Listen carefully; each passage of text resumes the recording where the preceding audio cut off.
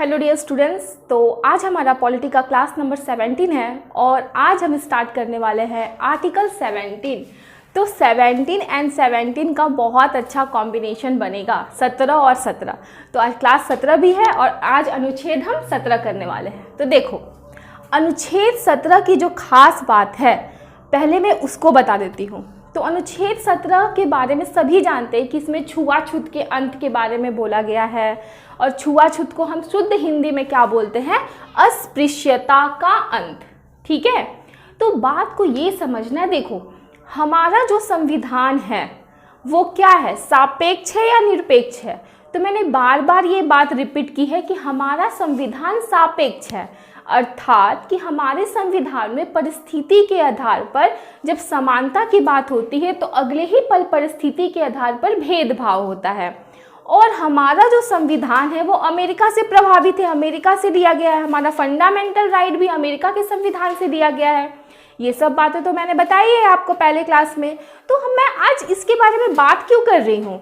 तो कुछ तो होगा रीज़न। तो देखिए, मैं बताती हूँ आखिर मैं क्यों बात कर रही हूँ। तो देखो, अमेरिका का जो फंडामेंटल राइट है वो क्या है? निरपेक्ष है, मतलब सबके लिए एक समान क्या है? कानून है, समानता है वहाँ पर। ठीक है, पर हमारा जो फंडामेंटल राइट्स है वो क्या है? सापेक्ष है, मतलब एक जगह पे थोड़ा सा एक जगह पे समानता की बात किया जाएगा और जस्ट अगले ही पल भेदभाव होगा। फॉर एग्जाम्पल, आर्टिकल 15 का क्लॉज 1 एंड क्लॉज 2 भेदभाव नहीं होने की बात करता है। वहीं आर्टिकल 15 का क्लॉज 3 क्या बोलता है कि भेदभाव की बात वहां से शुरू हो जाती है, जाति के आधार पर कमजोर वर्गों को संरक्षण देते हैं वो। तो मैं ये बात क्यों कर रही हूँ? इसलिए बात कर रही हूँ कि भले हमारा फंडामेंटल राइट क्या है? सापेक्ष है, पर उसमें से भी आर्टिकल 17 निरपेक्ष है। मतलब कि जैसे फंडामेंटल राइट्स में जब एक जगह समानता की बात होती है और अगले ही कदम पे भेदभाव की बात होती है परिस्थिति के आधार पर, लेकिन हमारा जो आर्टिकल 17 है ना, वो किसी भी परिस्थिति में किसी भी समय पर ये इसमें कोई अपवाद नहीं जुड़ता है, इसमें कोई भेदभाव नहीं जुड़ता है, ये पूर्ण रूप से निरपेक्ष है।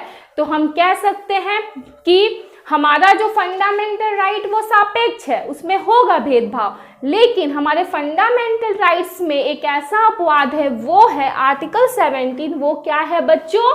तो वो है निरपेक्ष।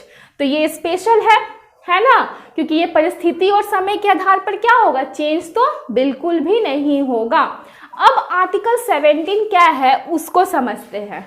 ठीक है, अब कई जगह पे ना ये भी देखने को मिलता है कि अमेरिका के संविधान से हमारा संविधान प्रभावित है, अमेरिका के संविधान से हमने उधार में लिया है अपना संविधान। तो इस मुद्दे के बारे में भी इसको स्टार्ट करने से पहले मैं बता दूं कि देखो, हाँ मैं मानती हूँ कि अमेरिका के संविधान से हमारा संविधान प्रभावित है, वहाँ से लिया गया फंडामेंटल राइट वहाँ से लिया गया, पर क्या अमेरिका की परिस्थिति और हमारे देश की परिस्थिति एक जैसी है? नहीं ना। तो हमने वहाँ से लिया, पर हमने अपने ज़रूरत के हिसाब से अपने फंडामेंटल राइट को सजाया है, हमने अपने संविधान को बहुत अच्छे तरीके से समझाया है, बहुत अच्छे तरीके से सेट किया है। क्यों? क्योंकि हमारे देश की परिस्थितियाँ क्या है? अलग है। हमारा देश कैसा है? परंपरागत देश है। हमारे देश में बहुत सारी परंपरा और जितनी परंपरा उतनी विषमताएं, और विषमताओं के कारण क्या है? संविधान निर्माता ने हमारे जो फंडामेंटल राइट्स है उनको बहुत ही अच्छे तरीके से सजाया है, अपनी ज़रूरत के हिसाब से सब कुछ अच्छे तरीके से सेट किया है। ठीक है, तो अगर कोई ऐसा बोले तो आपके पास इसका भी जवाब होना चाहिए। ठीक है, तो अब चलते हैं आर्टिकल 17 की तरफ। तो आर्टिकल 17 का स्टार्टिंग तो मैंने बता दिया, ये कैसा है? तो ये है निरपेक्ष। निरपेक्ष है, ठीक है, निरपेक्ष है। इसमें किसी प्रकार का कोई अपवाद नहीं, परिस्थिति और समय के साथ कोई बदलाव नहीं, ये हर जगह निरपेक्ष रहेगा। जो इसमें है ऐसा नहीं कि अभी बोल रहा है कि हम निरपेक्ष है, थोड़ी देर में सापेक्ष हो जाए, ऐसा ये बिल्कुल नहीं करेगा। ठीक है, तो अब हम आगे चलते हैं। तो आर्टिकल 17 में बोला गया है कि छुआछूत का अंत होगा। छुआछूत का अंत होगा मतलब कि अस्पृश्यता का अंत होगा। अब अस्पृश्यता है क्या बच्चों? तो अस्पृश्यता को हम इस तरह से समझेंगे, देखो जैसे कि यहाँ दो व्यक्ति है, ठीक है, तो एक व्यक्ति पवित्र है और दूसरा अपवित्र है। पवित्र व्यक्ति अपवित्र व्यक्ति से टच नहीं हो सकता है, अगर टच हो गया तो वो अशुद्ध हो जाएगा, इसको बोलेंगे अस्पृश्यता। ठीक है, अगर आपके घर में कोई मेहमान आता है तो आपने खुद से क्या किया है, 2 कप रखा है कि अरे अगर छोटी जाति के लोग आएंगे तो क्या करेंगे, हम इस कप में चाय देंगे, ये है अस्पृश्यता। ठीक है, अगर किसी दुकान में हम जाते हैं और दुकान वाला क्या करता है, नीची जाति समझकर उसको भगा देता है, ये है अस्पृश्यता। किसी सार्वजनिक संस्था में हम जाते हैं और वहाँ पे किसी व्यक्ति विशेष को उसकी जाति के आधार पर उससे भेदभाव किया जाता है, ये है अस्पृश्यता। ठीक है, तो सार्वजनिक सेवाओं में अगर हम उनको बाधा देते हैं उनके जाति के आधार पर, उनसे छुआछूत करते हैं कि वो नीच है, उनको छू नहीं सकते, पवित्र हो जाएंगे। पहले के लोग क्या करते थे, बड़े जाति के लोगों का अलग कुआं होता था, छोटी जाति का अलग कुआं होता था। अगर छोटी जाति के लोग बड़े जाति के कुआं से पानी पी ले तो उनको मार दिया जाता था। ठीक है, तो मारा जाता था, पीटा जाता था। अगर उनकी जान चली गई तो उसमें भी कोई कड़ा कानून नहीं था कि पहले की व्यवस्था और अभी की व्यवस्था में बहुत अंतर है। तो यही सब को ध्यान में देख कर ये लाया गया अस्पृश्यता का अंत। आखिर तो संविधान बार बार बोल ही रहा है कि जाति, धर्म, लिंग, प्रजाति और जन्म स्थान के आधार पर भेदभाव नहीं होगा, फिर भी अस्पृश्यता का अंत आर्टिकल 17 लाने का उद्देश्य क्या था? तो यही उद्देश्य था कि व्यवहारिक रूप से इसको लागू करने के लिए हमको स्पेशल एक आर्टिकल चाहिए था। और अस्पृश्यता वाकई में है क्या, इसका डिफिनेशन भी बहुत मुश्किल था। इसको उदाहरण के तौर पे ही समझाया गया है, संविधान में इसका डिफिनेशन नहीं है अस्पृश्यता का। ठीक है, तो एक उदाहरण के तौर पे समझाया गया है कि अस्पृश्यता है क्या, क्योंकि इसको व्यवहारिक तौर पे समाज में लाने कठिन था। ये ऐसा आर्टिकल था जिसको लाने के लिए क्या करना पड़ेगा, कुछ अधिनियम बनाने पड़ेंगे। देखो आर्टिकल्स है, जो आर्टिकल्स फंडामेंटल राइट्स में इंक्लूड हुए तो वो क्या हुआ, कुछ आर्टिकल्स आते ही क्या हो गए, चालू हो गए, व्यवहार में चालू हो गए। लेकिन कुछ आर्टिकल्स को व्यवहार में लाने के लिए अधिनियम बनाने पड़ते थे। ठीक है, बात को ये समझना है। अगर हम आर्टिकल 14 का एग्जाम्पल दें, आर्टिकल 15 के क्लॉज 1 एंड 15 के क्लॉज 2 का एग्जाम्पल दें, तो इन सब को जैसे ही लाया गया वैसे ही वे व्यवहार में उपस्थित हो गए, ये लागू हो गए। लेकिन आर्टिकल 15 का क्लॉज 3 जहाँ पे ये बोलता है कि कमजोर वर्ग को संरक्षण दिया जाएगा राज्य के द्वारा, मतलब महिला और बच्चों को, लेकिन ये आया आर्टिकल और तुरंत व्यवहार में लागू हो गया? नहीं हो गया। क्यों? महिलाओं को क्या शोषण नहीं हो रहा, अभी भी हो रहा है। तो इसको व्यवहार में लाने के लिए अधिनियम बनाने पड़ते हैं। अधिनियम के द्वारा क्या किया जाता है, रोका जाता है महिलाओं का शोषण, बच्चों का शोषण। तो आर्टिकल 15 के क्लॉज 3 को भी क्रियान्वयन के लिए क्या करना पड़ा, अधिनियम बनाना पड़ा। आर्टिकल 15 के क्लॉज 3 को भी व्यवहार में लाने के लिए अधिनियम बनाना पड़ा। उसी प्रकार अस्पृश्यता का अंत एक ऐसा आर्टिकल है, आर्टिकल 17 अस्पृश्यता का अंत, जिसको व्यवहार में लाने के लिए अधिनियम की जरूरत थी। ये ऐसे नहीं होने वाला था। तो सबको पता है छुआछूत नहीं करना चाहिए, जाति के आधार पर नहीं करना चाहिए, कि आज के समाज में नहीं होता है, कम होता है लेकिन होता है, अभी भी पूरी तरह से अंत नहीं हुआ है। इसीलिए क्या किया जाता है, अस्पृश्यता के अंत को व्यवहार में लाने के लिए अधिनियम बनाया गया, क्योंकि संविधान निर्माता को पता था कि ऐसे तो हम हर जगह बोल रहे हैं जाति के आधार पर, धर्म के आधार पर भेदभाव नहीं होगा, लिंग प्रजाति के आधार पर भेदभाव नहीं होगा, लेकिन फिर भी समाज में बहुत छुआछूत था। किसी को जाति सूचक शब्द से अपमानित करना क्या है, अस्पृश्यता है। तो और अस्पृश्यता को डिफाइन करना भी मुश्किल था। छुआछूत तो बहुत तरीके का है, ठीक है।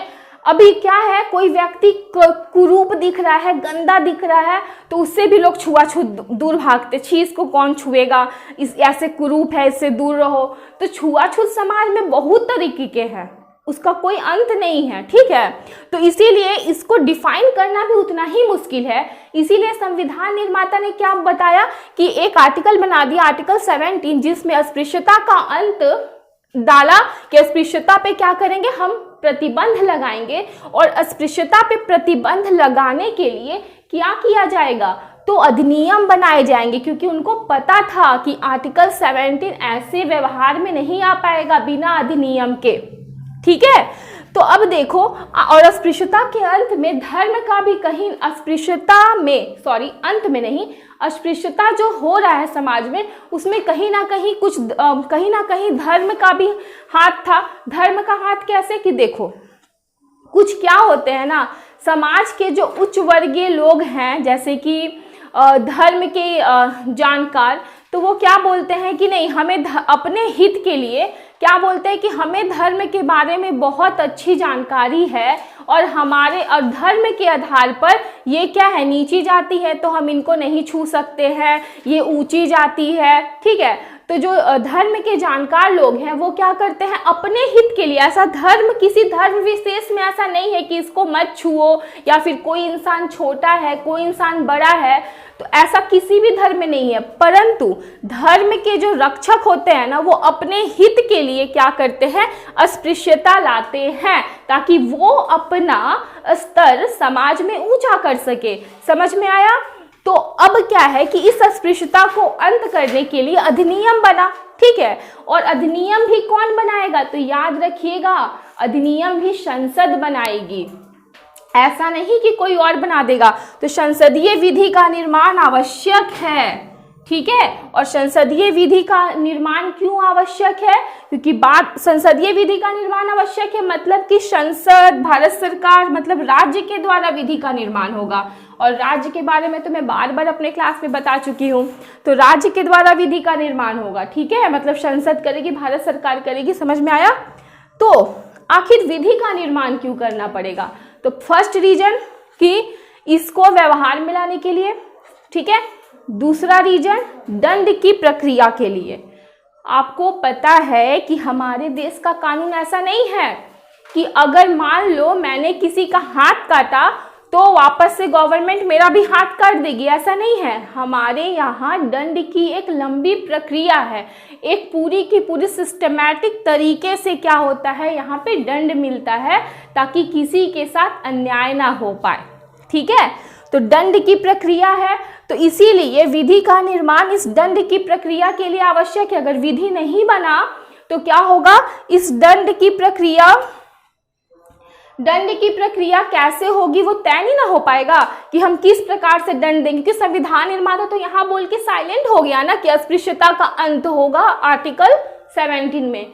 ये तो आगे बताया ही नहीं कि किस प्रकार से किया जाएगा, क्या नहीं किया जाएगा। अब इसके लिए क्या बना, विधि बना, क्योंकि अगर ये विधि अधिनियम नहीं बनेगा तो ये व्यवहार में नहीं आ पाएगा, और व्यवहार में लाना है तो दंड की प्रक्रिया भी जरूरी है। तो अब दंड की प्रक्रिया पे चर्चा करते हैं। तो देखो, तो पहला अधिनियम इसके लिए बना, वो बना 1955 में। याद रखिएगा, नेहरू जी की सरकार थी 1955 में, और अस्पृश्यता निवारक अधिनियम बना फर्स्ट। स्टार मार्क कर रही हूँ, याद रखिएगा, ठीक है। उसके बाद क्या हो गया, 1975 में इंदिरा गांधी की सरकार थी और देश में आपातकाल लगा था।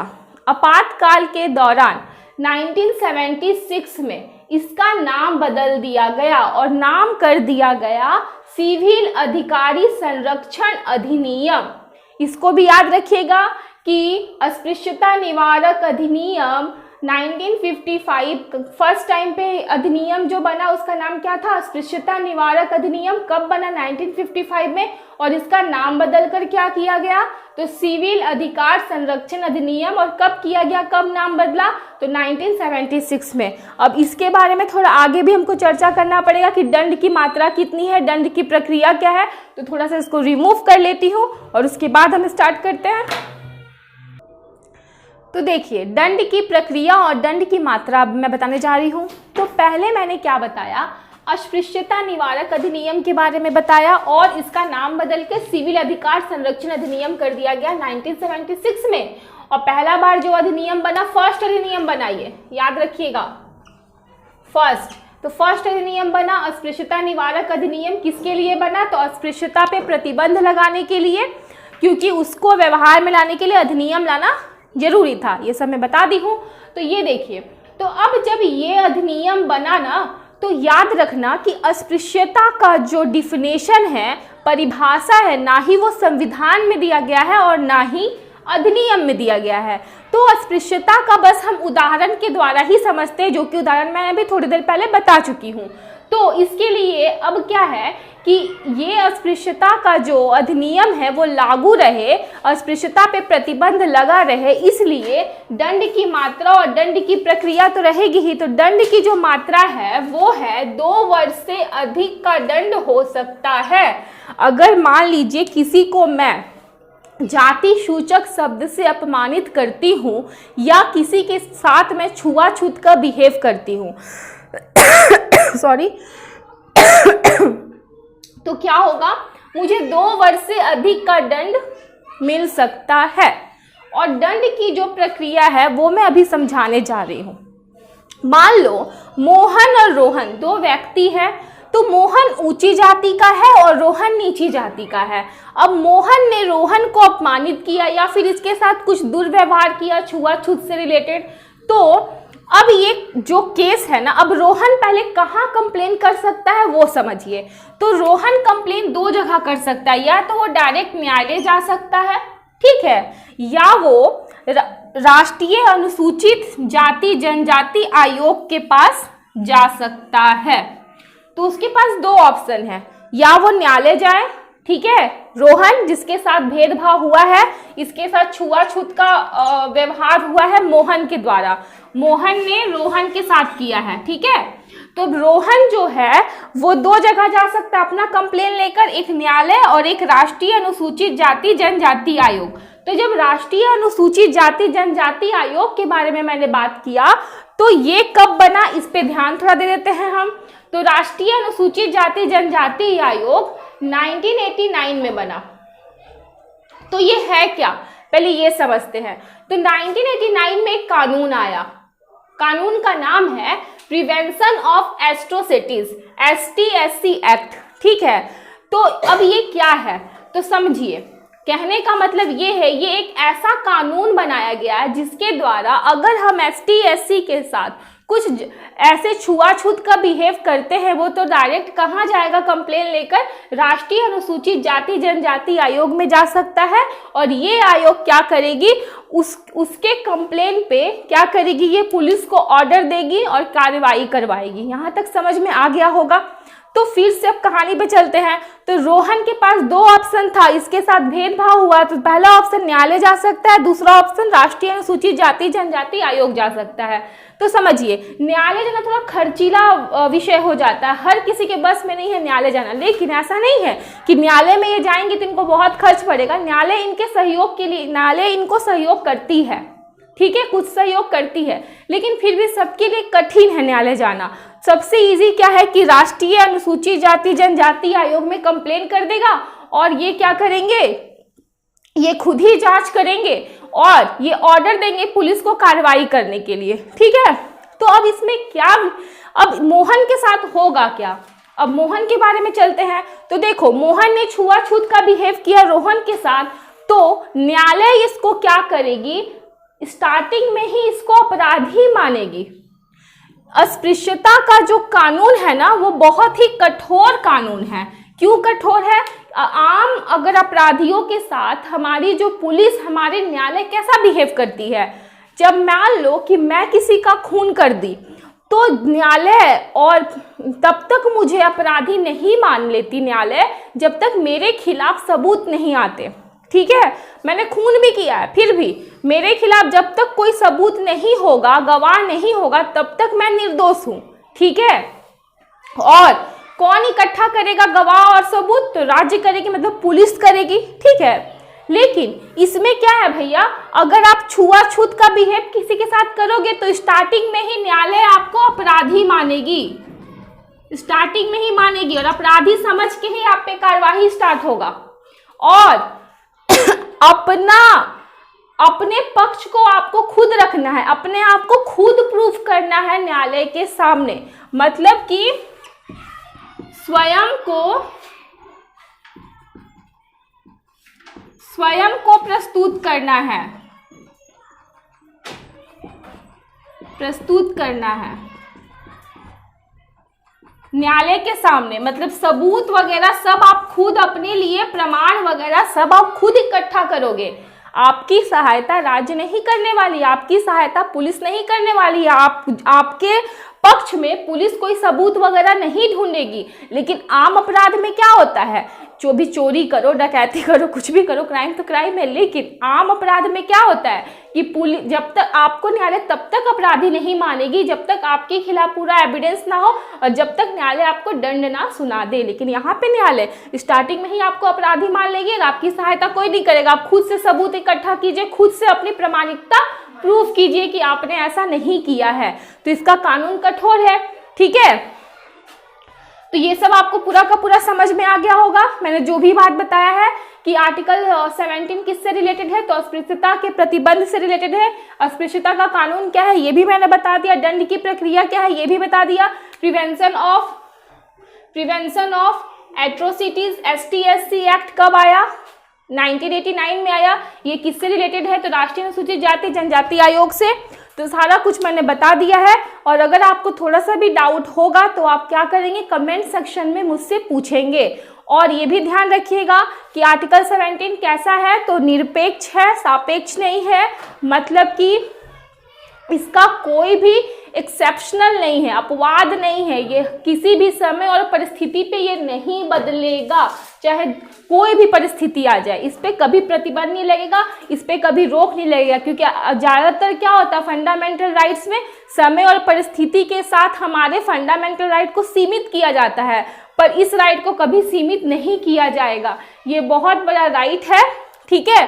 तो ये क्या है, निरपेक्ष राइट है। समझ में आ गया, निरपेक्ष है ये फंडामेंटल राइट। तो मैं उम्मीद करती हूँ आज का क्लास आप लोगों को पसंद आया होगा, समझ में आ गया होगा आर्टिकल 17 बहुत अच्छे तरीके से। और कल मिलेंगे आर्टिकल 18 के साथ। और एक और चीज़ आपको ध्यान में रखना है कि रिवीजन करते रहना है और अपने एक एक समय को यूटिलाइज करना है, वेस्ट नहीं करना है, क्योंकि टाइम बहुत इंपॉर्टेंट है। और जब आप बोर होते हो ना, कि जब आपको लगे कि पढ़ने का मन नहीं कर रहा, बहुत हेडक हो रहा है, तो उस समय अपने आप को शांत करके और सोचना है कि यहाँ पे हम अगर रुक गए तो याद रखना कि जिस जगह पे आप रुक रहे हो ना, जिस समय पे, उसी समय पे ना कई हजार लोग आगे बढ़ रहे हैं।